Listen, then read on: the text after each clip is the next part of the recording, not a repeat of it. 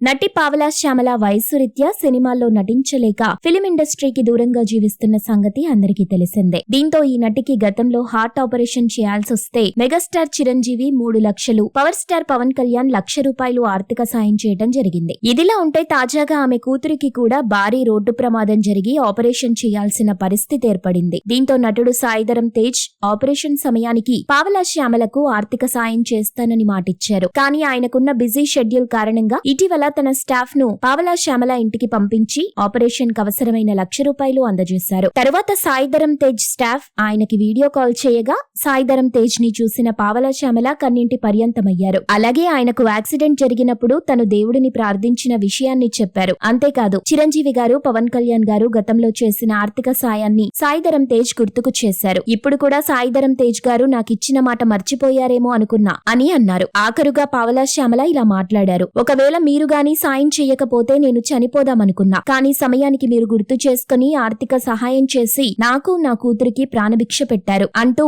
నటి పావలా శ్యామల భావోద్వేగానికి గురయ్యారు. చూడడానికి ఎంతో హృదయ విదారకంగా ఉన్న ఈ వీడియో ఇప్పుడు సామాజిక మాధ్యమాలలో వైరల్ గా మారింది. మీరు ఇలాంటి ఇంట్రెస్టింగ్ న్యూస్ అప్డేట్స్ మరిన్ని తెలుసుకోవడానికి ఇప్పుడే మా ఛానల్ ని లైక్ చేయండి, ఫాలో చేయండి, సబ్స్క్రైబ్ చేయండి.